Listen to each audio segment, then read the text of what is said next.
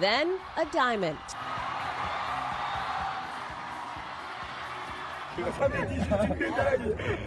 These proposals, one after another,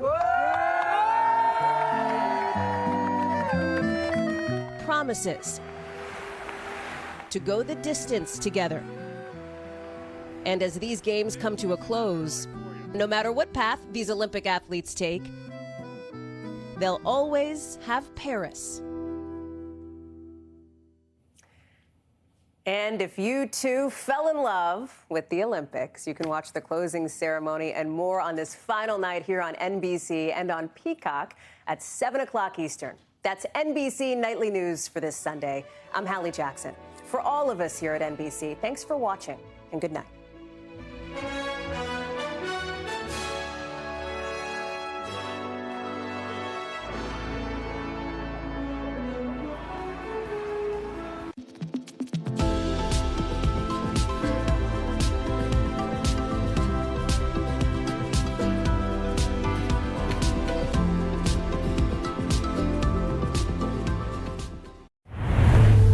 KUAM TV8, first on Guam.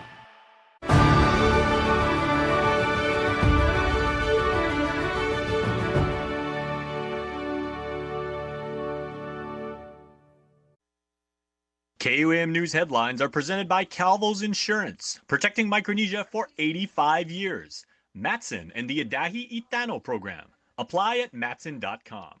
New Jeep Gladiators up to $7,000 off now at Cars Plus. Named the best vehicle for adventure in 2024. Get your Jeep Gladiator today at Cars Plus. McDonald's of Guam, I'm loving it. And King's Restaurant, serving your local breakfast, lunch, and dinner favorites for over 45 years.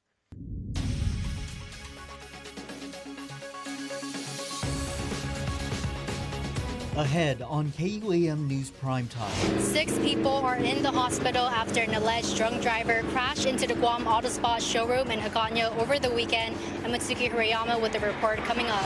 Donovan Allen Chargaloff Ornelas was found not competent to stand trial in the 2021 beheading of a 51-year-old man in Santa Rita. I'm Jonagan Charfris with the story coming up. It takes a village. The George Washington High School Geckos call on the community for help as it works to reopen its doors for students this school year.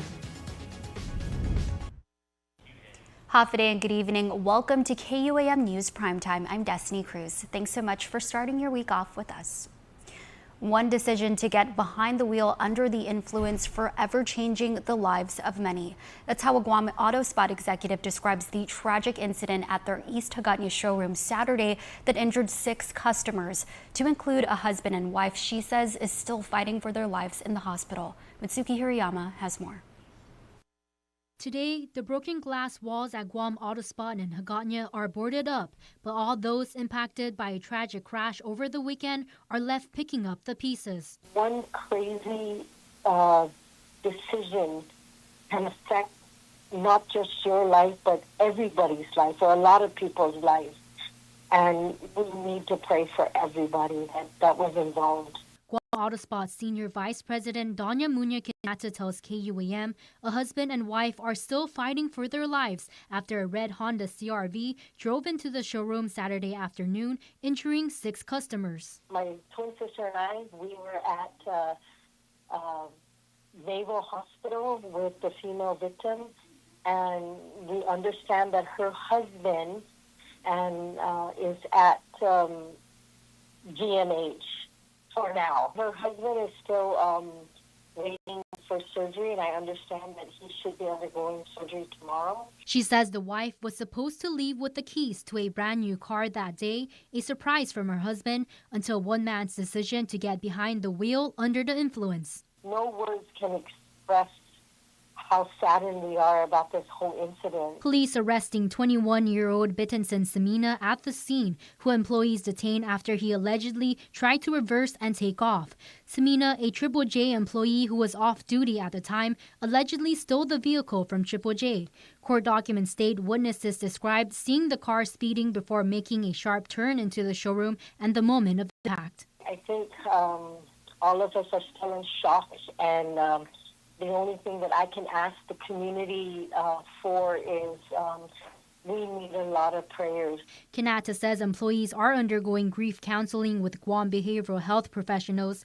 Samina is charged with 6 counts of vehicular negligence, driving while impaired, unauthorized use of a vehicle, and reckless driving while impaired. He has been booked and confined at the Department of Corrections prison. Matsuki Hirayama, KUAM News.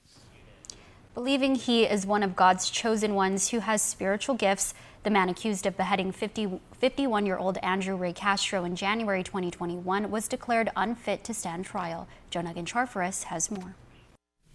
In a recent decision and order issued by Superior Court of Guam Judge Alberto Tolentino, the court found that Donovan Allen Chargaloff Ornelas does not have the mental competency to understand the nature of the proceedings and to assist and cooperate with counsel. As KUAM reported, Ornelas is charged with murder and aggravated assault as a second-degree felony, along with a special allegation of a deadly weapon and the commission of a felony. He stands accused of beheading 51-year-old Andrew Ray Castro in January 2021 in Santa Rita. Ornelas allegedly admitted to police that he used meth before killing Castro. In his first forensic evaluation on March 19, 2021 with Dr. Juan Rapadas, he concluded that Ornelas was competent. During his 2-hour session, he noted Ornelas, quote, never said anything or displayed any behaviors that could be interpreted as bizarre, psychotic, or even just unusual. A second forensic evaluation was requested in July 2021. 1 year later, psychiatrist Dr. Stephen Benke conducted his evaluation. Benke noted that when discussing the legal processes outside his own case, Ornelas seemed fine. However, in talking about his own case, Ornelas was significantly detached from reality, indicative of a high level of delusional thinking. And unlike Rapadas, Benke had access to 7 pages worth of handwritten notes, as well as a 56-page parable report, and Benke had 4 extensive sessions. Court documents note that Ornelas believed he is one of God's elect who has spiritual gifts and could not participate in his defense because the trial is based on the second coming of Christ. Although Tolentino says that he could be restored to competency through psychotherapy and medication, Ornelas refuses to comply. Tolentino ordered Ornelas' case to be transferred to mental health court so that he can work on complying with his treatment with the help of Guam Behavioral Health and Wellness Center. Jonagan Charfis, KUM News. 30-year-old Jamie John Nedadog was charged with terrorizing as a third-degree felony with a special allegation of deadly weapon used in a felony and assault as a misdemeanor after threatening to chop up a 16-year-old boy. According to court documents, the boy was walking home with a friend when Nedadog allegedly started shouting, quote, "Come, I'm going to chop you guys," as he held 2 knives. The boy ran home and began recording Nedadog, who continued to yell, telling the boy he was going to shoot him. The boy fled when he saw Nedadog reaching behind him, believing that Nedadog had a gun. When police arrived on scene, they described the boy as shaken up and scared. Confiscated from Nedadog were 2 knives. He was booked and confined at the Department of Corrections prison. Now, if the name sounds familiar, it was in February where a jury acquitted Nedadog of murder, manslaughter, negligent homicide, and attempted destruction of evidence in the murder of his friend Edwin Parando. Well, as schools await public health inspections, are they ready to pass? The Geckos show us how we can help them get there today. For some public schools like George Washington High School, part of the Guam Department of Education's refurbishment list, it seemingly requires more than some paint, plywood, and manpower to pass public health inspections and welcome students back this year. Still, those materials and assistance are crucial to bringing the Mangilaw campus up to code. But the resources on island aren't always available. Yes, so we are looking specifically for paint donations and paint supplies of that sort. KUAM speaking to the secretary and president of GW's Parent-Teacher Student Alumni Association, Michaela King and George Anthony Porha, who are calling on the community to help fill in the gaps. You know, this is an ongoing process. Once you get the school prep for that school year, then at the end of the school year, you prep the school again for the following school year. So there's always going to be a need for paint and repairs. GDOE Superintendent Dr. Kenneth Swanson also touching on the supply issue in a previous interview with KUAM. The worst thing you could do is have a group of folks show up to do the work, and there's no way for them to do it. Either they don't have materials. For example, earlier this year, we couldn't buy paint. There wasn't any on the island. you can't buy what's not there. And while the Guam Department of Education's declaration of a state of emergency should aid in that procurement process, the PTSAA at the home of the Geckos already donating over $3,000 in monetary donations for supplies for the school. If all of us pull together, we can make this possible for the students. Meantime, Swanson previously highlighting to lawmakers how refurbishments can aid the issues that come up in sanitary inspections. To note, according to a public health list in consultation with GDOE, GW was listed last in terms of readiness for inspections. The school also received 56 demerits from its self-inspection back in May, which is considered failing. A private contractor has been procured to refurbish 10 GDOE schools, including GW. For ways to help the GW school community, visit gwhs.ptsaa on social media. And as of news time, KUAM getting word that Ordot Chalampago Elementary School has undergone inspections today. Guam DOE is set to hold a media brief on school inspections tomorrow at 2 p.m. We'll have more on that tomorrow on Primetime. Well, in good news coming out of the island's only public hospital, the U.S. News World Report gave notice to the Guam Memorial Hospital Authority that they received a high rank in performance, standing above the national average in specific procedures and medical condition care. Every year, the U.S. News World Report evaluates up to 4,500 hospitals. Of the hospitals assessed, only 38% earned a high-performing rating in a single category. GMH has earned this recognition in 5 categories, including cardiology, diabetes, pulmonary departments, and for treat of medical conditions such as heart attacks, heart failure, diabetes, chronic obstructive pulmonary disease, and pneumonia. Hospital Administrator Lillian Perez-Posadas thanked the hardworking staff and commended them on providing top quality care. Well, the lines continued at the Micronesia Mall this morning as residents queued up in anticipation of the Department of Public Health and Social Services distribution of pandemic electronic benefit transfer cards. As a reminder, the P-EBT is for children who attended a national school lunch program participating school in Guam during the last month of the school year 2021 to 2022 or 2022 to 2023. Children under the age of 6 who are not attending a school and in a SNAP household during May, June, or July of 2022 are eligible for summer P-EBT 2022.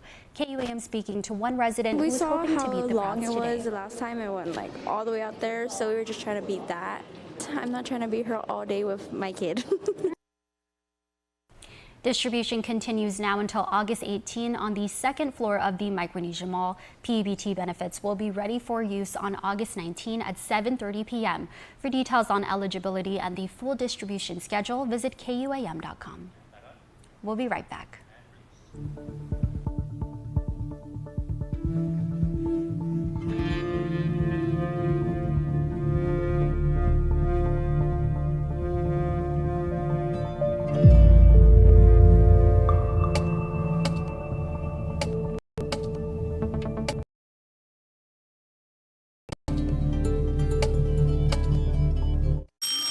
School's back in session, and Kmart is the ultimate back-to-school headquarters for all your essentials.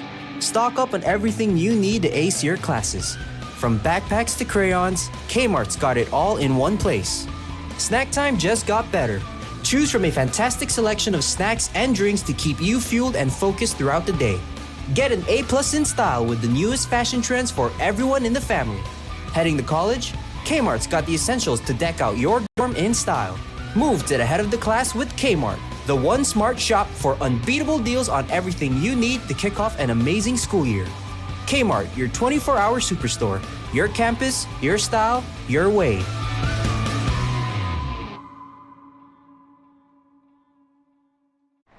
Taco Bell is so good and so cheap. I know, right? I wonder why. What if they know we're broke? What if they're trying to be the good guys? Ah. Thanks, Taco Bell! Welcome back to Primetime. Archbishop-elect Ryan Jimenez presided over his last Mass of Thanksgiving on Saipan as he prepares to begin his new service on Guam this Thursday. Jimenez departs CNMI to begin his role as new Archbishop of Agana. The outgoing Bishop of the Diocese of Chalanquinoa presided over his last church services on Saipan, Tinian, and Rota in the past weeks after Pope Francis named him to lead the Archdiocese of Agana. Jimenez first came to the CNMI as a migrant worker in 1995 and taught at Escuela in San Francisco de Borja on Rota. He was ordained to the priesthood in 2003. Over the weekend, the Pope appointed Father Charlie A. Borja as Apostolic Administrator of the Diocese of Chalanquinoa. There is no word yet on who will be the next bishop in the CNMI. The CNMI administration is throwing its full support behind the employer support of the Guard and Reserve. Regional correspondent Tomas Menglotny reports on the effort to expand their impact in the Marianas. We have service members that not only serve their community, but they also serve the country. And we are really, really proud of the work that they do. The CNMI proclaiming this week for the employer support of the Guard and Reserve. Hundreds of service members live and work in the Marianas with the support of the ESGR, a Department of Defense office. It comes at a critical time amid rising tensions. Whereas our nation is facing tough times, many service members return from active duty and deployment and are faced with uncertainty in tough economic times. It is important, now more than ever, to ensure they have a job when they return. The ESGR also recognized patriotic employers this morning, while regional efforts are also underway to expand its reach. NMI Governor Arnold Palacios shared the progress on establishing the NMI National Guard. We're still pushing. Yes. We don't want to seem too eager because we've been doing it since we were in the legislature. Okay. But obviously, you're doing the assessment, and it's got to meet a certain threshold. Mike Sablon, civilian aide to the Secretary of the Army, also shared another initiative. Is to reactivate the ROTC program at NMC. Yeah. That was closed a few years ago, but I'm working with the Army Secretary's office to see what we can do to reactivate that, so that our kids can do their ROTC on island rather than having to go off island. Tomas Manglona, KUAM News, Saipan. Last week, a ceremony was held at the Guam Community College recognizing the 19 completers of their latest ship repair boot camp. The boot camp, which started on June 14, had students undergo hands-on and in-classroom training in auto bottle paint preservation, intro to diesel technology, and preventative maintenance 1. Additional training and certification in heart saver, first aid, CPR, AED, work keys, work ethics, and OSHA 10 were also successfully completed. The hard work and dedication has paid off as the boot camp employer sponsor, Cabras Marine Corporation, has offered all 19 successful completers a job with their company. To learn more about these great boot camps, you can email workforce@guamcc.edu. Going for Gold is presented to you by Prime Hydration and C2O Coconut Water, distributed by PDC Wholesale. Vive la France! To close out a very successful Olympics, Paris put out a beautiful bow on the Summer Games with a closing ceremony, and our contingent enjoyed every moment of the experience. Here's some of their reactions from their Instagram stories.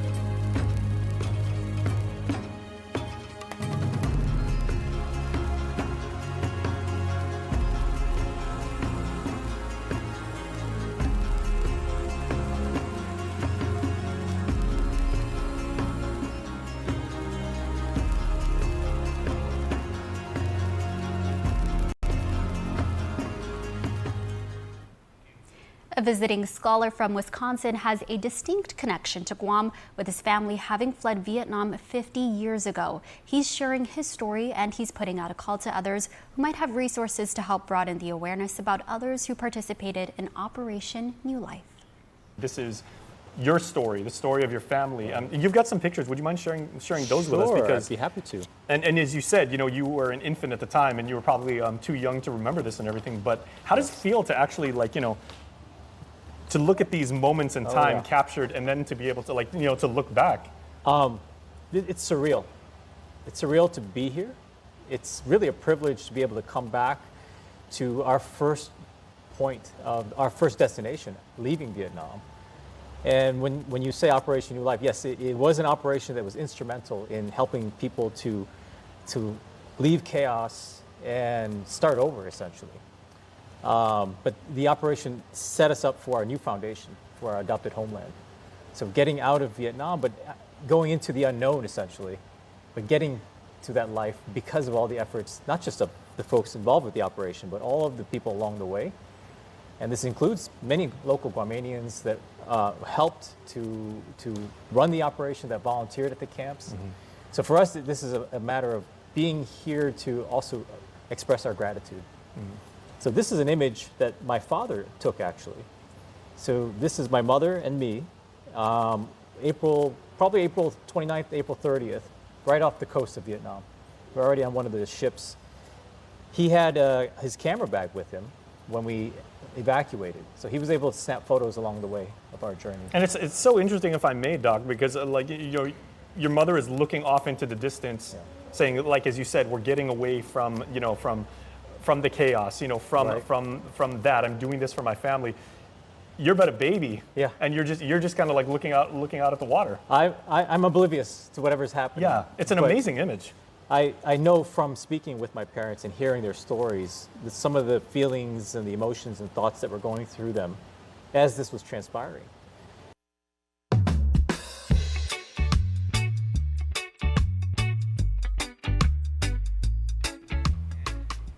Now for a look at your world at home. Here's a sunset view from East Hagåtña. I love you and hope you realize you mean the world to me. You're everything I dreamed you'd be, and if wishes do come true.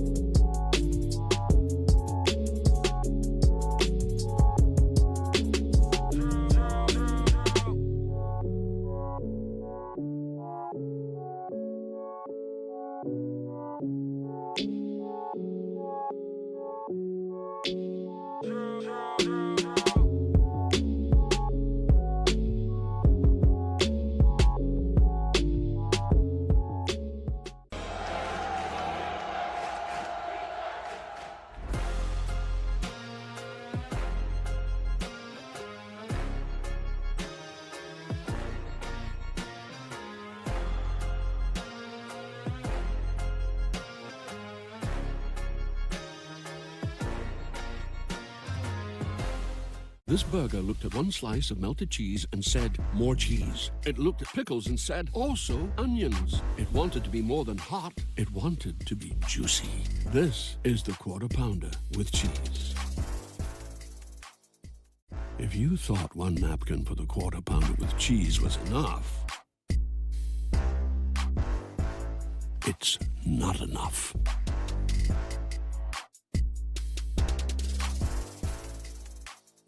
Don't need a work break, keep the smile on your face. The moments you can't replace, and I'll be around. Whoa. You can count on me. You can count on me for life. Wherever life takes you, we're always here for you. Calvo's Insurance. Count on us for life.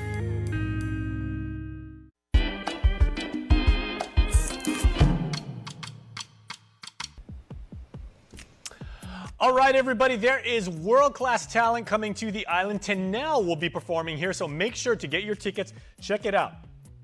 Thursday, September 5th, a tropical night with Tanel. It's an intimate, unplugged VIP show, so this is going to be really, really cool. You are going to be able to be amazed by her talent. It's going to be at the Nico, $100 per person, includes a meet and greet. So you're not just going to hear, you're actually going to interact with her. Check out guamtime.net for tickets. Skip Entertainment Company celebrating birthday number 4. You know who was a Skip kid when they were young? Yours truly. I was in one of their plays back when there was Sunshine Kids in production. This is awesome, all right? This is an island institution. They've been incredibly successful, immense talent, and we are celebrating Skip.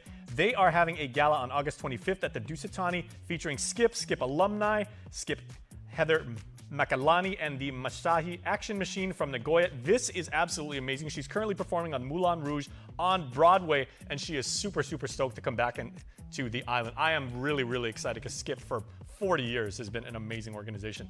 And the Western Pacific Maritime Academy is holding an info session on classes, careers, and more. This is going to be held at Northern Marianas Technical College. Please make sure to check. I know some people that have been into the Maritime Academy. It is a lifelong career, pays off really, really well. You will do an amazing service. All right, news bites in the history books.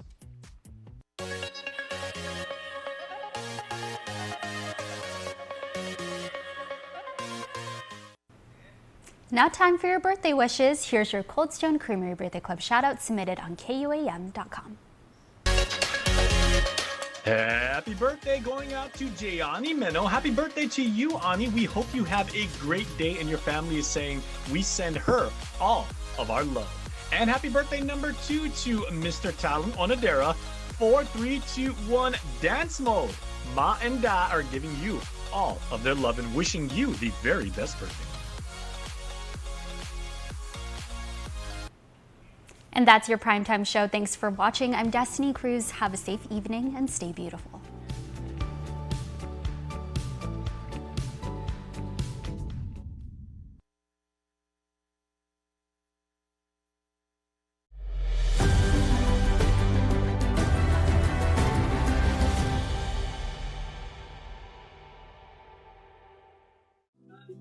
Years since Guam was liberated from Japanese occupation. Hafide, I'm Nick Delgado.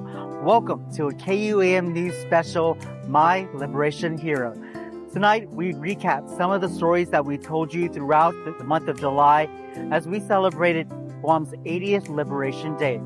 Left behind in the middle of a war and rescued by a stranger, Cynthia Tenoria Terlahi shares her survivor's story this time each year. She was 7 when Japanese troops invaded Guam. Decades passed before Terlahi would reunite with the man who saved her life. The time at Maningo at the camp, I was left alone over there, so I felt myself abandoned.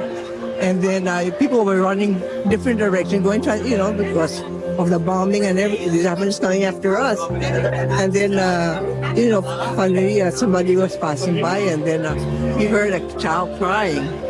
And then he went inside to investigate, and he says, well, who's with you? And he says, my parents, and he says, there's nobody here. And he says, I'm not going to leave you here. I'm taking you with me.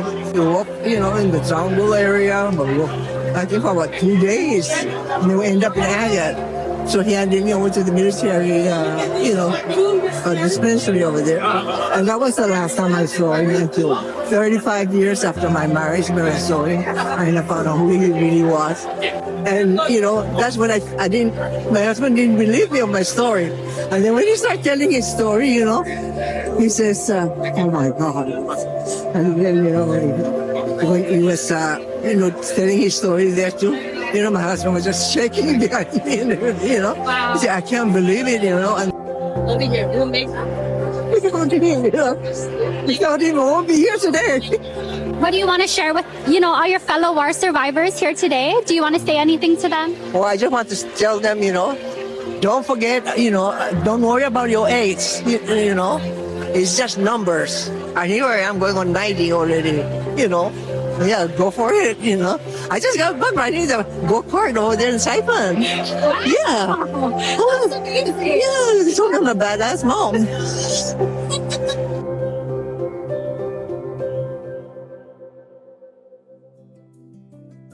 Abused by Japanese invaders and forced to march at only 6 years old, war survivor Ignacia Perez Dueña Sigüenza recalls her rough childhood during World War II and the years leading up to Guam being liberated.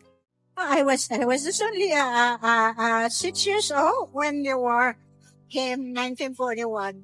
After that, we moved up to what you call that in what's that Naval Mac Infirmary, you know, with my brother.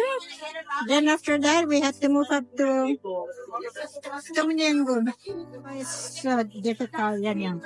And my dad passed away during the Japanese time, so it's only my mom that is the one that raising us now. Yeah. How did you guys make it through? I know that you mentioned it was a difficult time, so how did you guys make it through that time? It's only my parents and my older brother. How does it feel to be here today to reflect on that time? I'm so happy, you know. Especially when the American came, you know, when the American came to, you know, after that we had to move down to Agate, and after Agate we moved up to Santa Rita with my mother and my sibling brothers and sisters. And what's a message that you'd like to send to all of your fellow survivors here today? I was just talking to my husband and my cousin next to me, you know, and said, oh, look at all this power, there's still a lot. But I know all of them, but I forgot the name because we are in different village. Who are you? Then he told me, oh, you are my cousin or whatsoever. Whoa, small world, right? It is, right? It is.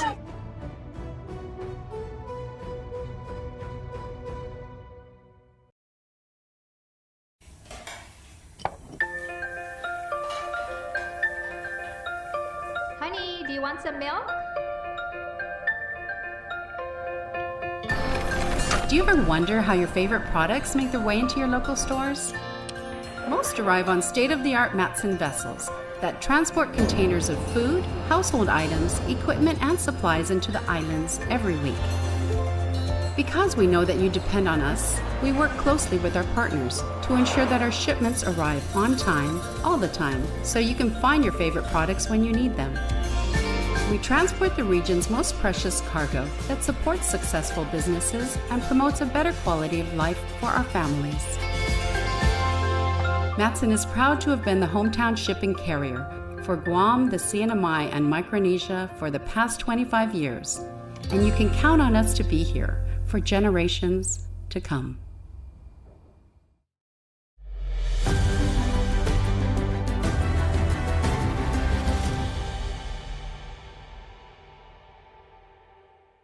Ordered to move from their home in Hagåtña to Chalampago and then to Manengan with her siblings' father and pregnant mother, war survivor Natty Calvo was only 4 years old when the island was liberated. My dad said, my mother, go ahead and pray out there, Agaho. Hono jon nagondiguji. Lokomuli kanairi, palogun at sadidi ko Agaho. Go ahead and pray out there. in the yard, the ranch, beautiful place. But whenever you see the plane, please run as fast as you can and run down, slide down to the, call it a cave that my brothers and my dad dug down in the valley in Chalampogos. I would just zoom down to the level ground. And I kept laughing when I went into the cave. And my older sister said, "Shh, Pakaka, be quiet. And I kept giggling. And I was wondering why. Why am I to be quiet? I'm enjoying myself. I'm so young. Okay? And then he said, just be quiet. So I listened. We'll move out from Agatnya because of the Japanese bombarding Sumay. We're all told to leave Agatnya and go to all our land where we found during the weekdays. So definitely you have to work with my dad, my mom, my brothers and sisters, much older than I was. And we did go to Chalampogos. That's probably more than 10 miles. But walking is something else. And my mother, with a big stomach, carrying a baby the day before false liberation. My mother had a daughter, a baby girl.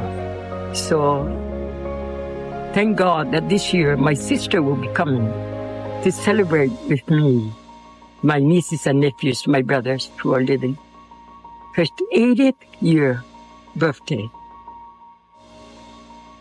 She's gonna be here. Surviving the bombing of Pearl Harbor at the start of World War II and one of the concentration camps in Inalahan at the tail end of it.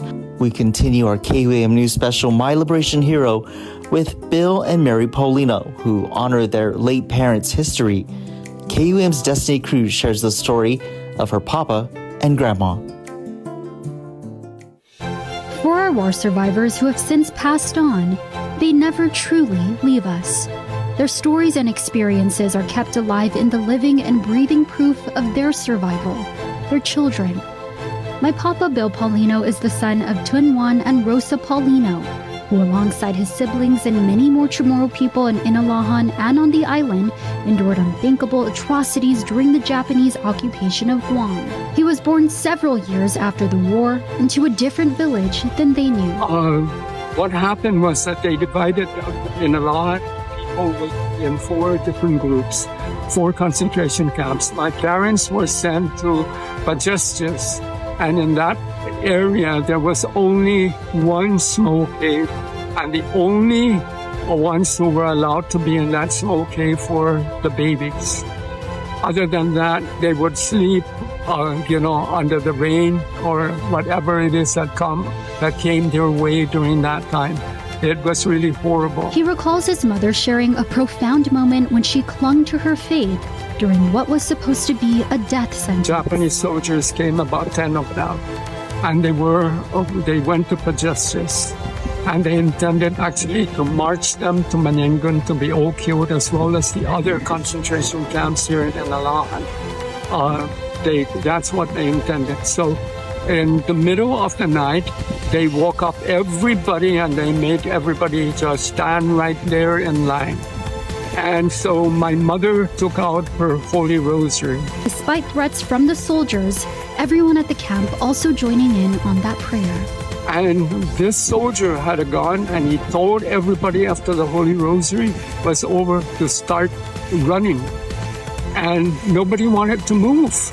So he hollered at them again. There were 18 other families, and the families were huge. Finally, my parents decided to just grab all their children and start running. The incident happening at the tail end of the war.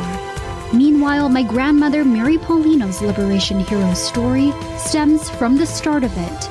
Thousands of miles away in Hawaii, her father Jesus Leon Guerrero was serving in the Navy during the bombing of Pearl Harbor. On board the USS Oklahoma, that's the ship that was bombarded by the Japanese in Pearl Harbor. His ship was I don't know how he survived that war. It was a painful memory, sometimes too difficult for him to share.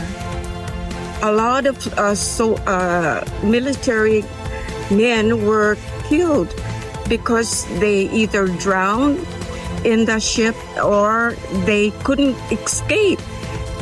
My dad said they tried to open the hatch, but it wouldn't budge. My great-grandfather eventually moving back to Guam to start a life. After the war, in 1944, he met my mom. My great-grandfather's return to Guam marked the beginning of a new era for our family.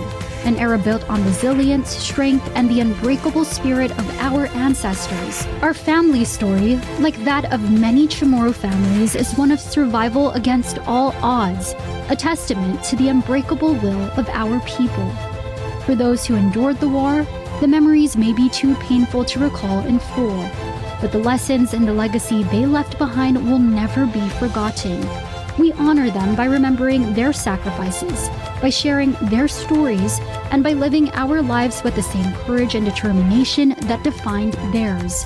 As long as we remember, they will always be with us. Guam's auto appearance specialist, Elegant Reflections, has been providing the automotive industry with professional detailing and car care products at its highest quality, from complete detailing, full interior detailing, exterior detailing, headlamp restoration, hand washing, seat and carpet shampoo, engine degreasing, undercarriage cleaning, paint sealant, fabric protection, paint oxidation removal, and so much more. Visit us at our new location. Call 646-5555 for an appointment. Elegant Reflections, Guam's auto appearance specialist, over 20 years of experience. From the group that brought you Joe Coy and Rob Schneider, Guam Comedy brings you the next big Phil-Am comedy sensation, J.R. de Guzman, live on Guam. My family and I, when we first moved here, we lived in a storage unit. That would have been like the most awesome episode of Storage Wars. One show only, Saturday, August 31st at the UOG Calvo Fieldhouse. Your friend, your cousin. Get your tickets now at GuamComedy.com. J.R. de Guzman, live on Guam. Don't miss the fun.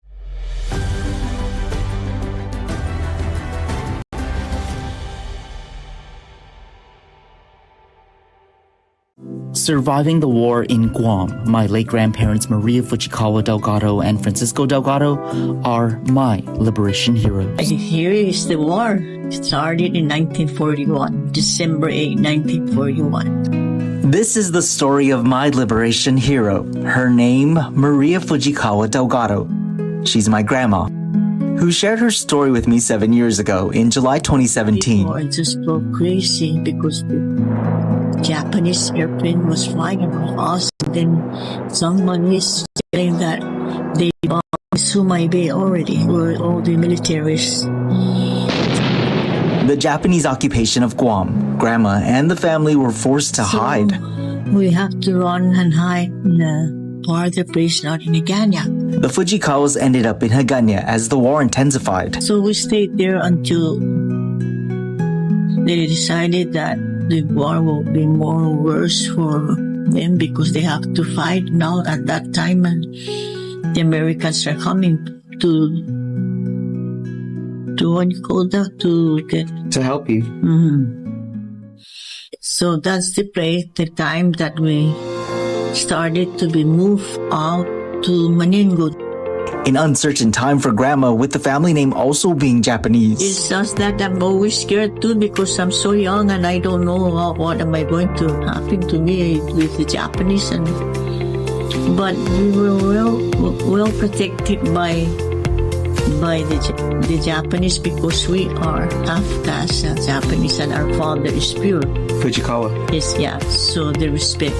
Great-grandpa Masayoshi Antonio Fujikawa was a businessman, not with the enemy forces, but still forced to flee the island for his safety, separated from Grandma and the family for nearly 2 decades. Our now Delgado family grew with Grandma there for us. And then sometimes you put ponytail in your hair.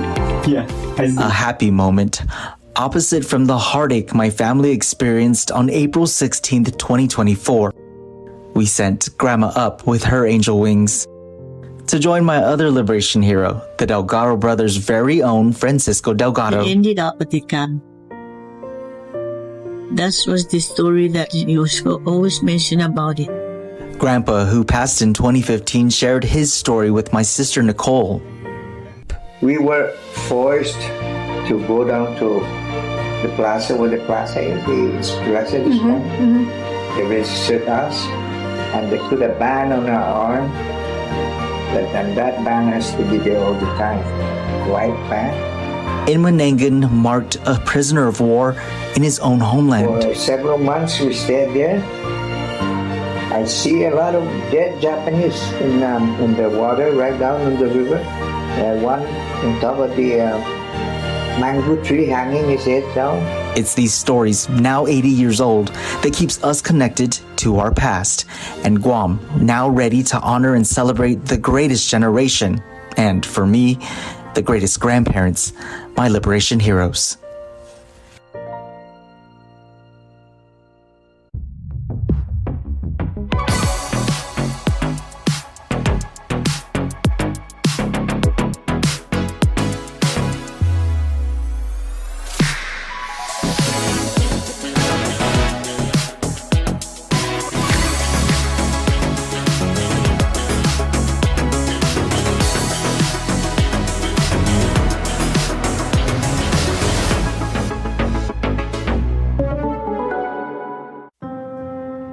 Last year, the Guam chapter of the American Red Cross faced Super Typhoon Mawar head-on, showcasing the true spirit of community and resilience.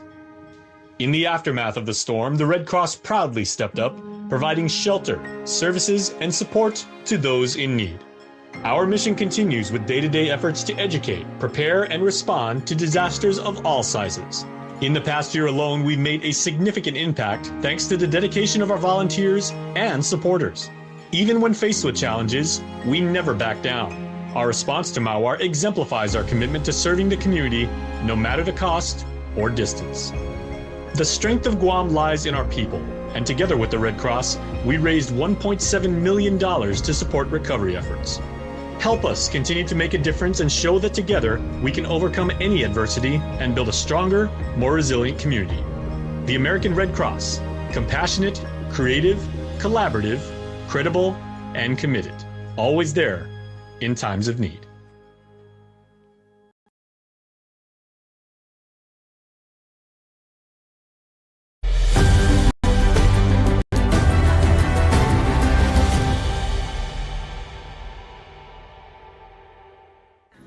There are so many liberation heroes who we honor and who we've remembered for the past 80 years.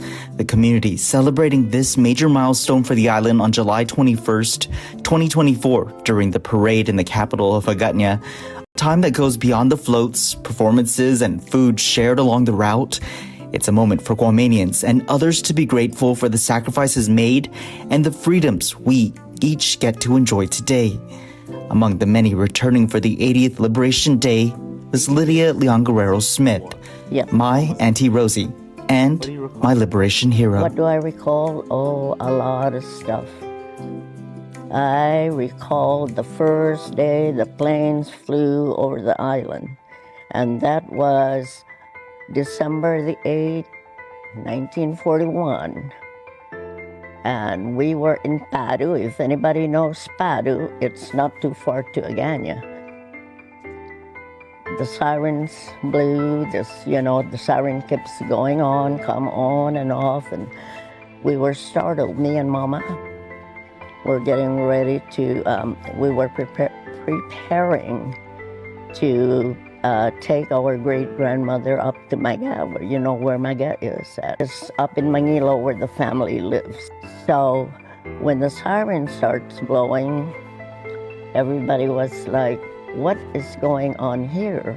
And then we heard the planes just coming back and forth, and they look up. When we look up there, they said, oh my gosh, yeah, it's Japanese plane. Because you could see they saw the emblem and everything. And they started to start shooting down.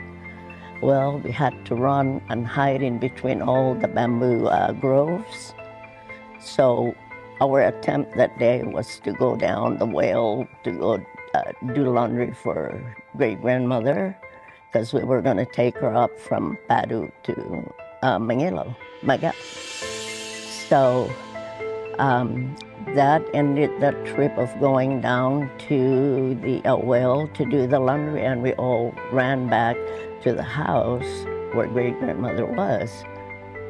And then Mama and I finally had to start back to Maga. And we just walked through the back ways between Padu, Totu, and Maga, all to the back roads and the brushes.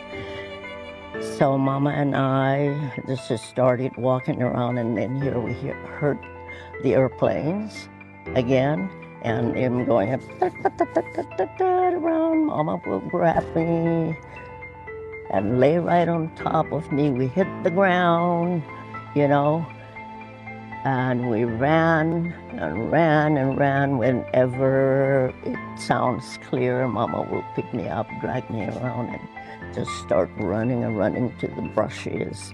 And finally, I would say maybe within, in my, you know, in my memory there, I just think that maybe we did this for like about 30 minutes or so, run, hide. And then we finally made it up to Mega. So that was the beginning of that day, 1941. You're how old? Excuse me? And how old were you? I was 3 years old. 3 years old. Yep. And so then, you know, so the Japanese came around. They built their camp not too far from Grandma's house, or Grandpa's house. And after that, memory is really very short then, because we haven't done anything. All we do was stay in the house. We were not allowed to go outside because all the able-bodied people in the family, they all have to go out to work, you know, whatever the Japanese people want them to do. So they all leave early in the morning, came home late in the evening, and my great-grandmother, your grandma, Edna, and myself, we all just, you always stay in the house all the time. Sounds like a nightmare. Well, yeah. We don't do anything but just stay there, wait for the elders to come home, prepare our food, and you do the same thing over and over for like, what, maybe 3 years, 41 to 44. The announcement came that we were supposed to go to camp, concentration camp. So we had to go all the way to Price School.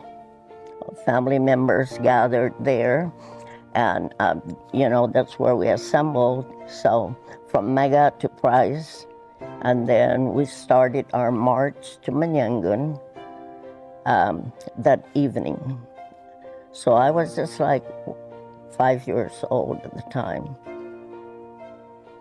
I walked all the way from Manila, from Price School, all the way to Manyangan. But then by the time we got to Manyangan, it's probably like maybe 2, 3 o'clock in the morning. That's just to my estimation, that's what I could recall. So when we got to Manyangan, they propped me up and my sister Edna, my great-grandma, underneath the coconut tree.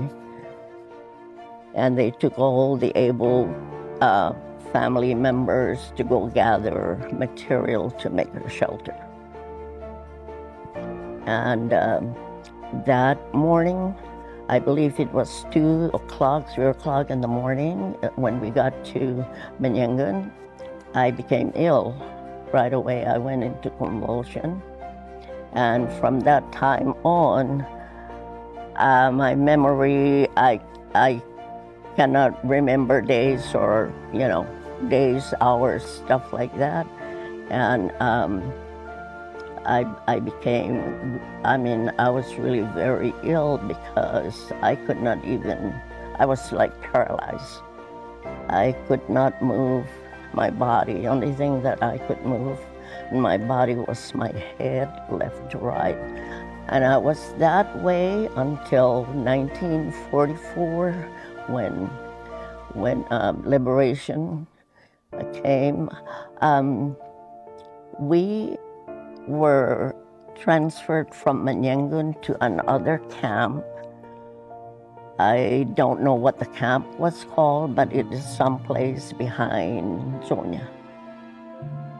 And we were there probably for maybe about a week when they finally announced that the U.S. troops are on the island. We are liberated. I got a little bit better probably about maybe a month or so after they brought us back to my camp. Because I had to go to like the dispensary and get x-rays, blood work, etc., etc. So it took me a while to recover. I believe within maybe a year or so, then I started getting better where I could get up and walk, be able to eat because I didn't have any appetite or anything at that time. And then after that, well, let's see what happens next. We were back to our home in Mega, and then within months, we were asked to move out of the place again because the Marines were going to use the property for their camp. Mega, where everybody is at right now. So, yeah, that was like, it's hard telling my feelings about that. I was young. I was very young, you know, like I said, going on 6 years old at the time we got liberated. But all that memory that I have there just stuck to me from the very first day that the enemy planes were zooming back and forth, the run and hide and hit the ground thing. I mean, that stuck to my mind up to this time. I will never forget that. I feel really very fortunate in a way, though, that, you know, things could have been worse for me or our family, but I'm still here, 86 years later.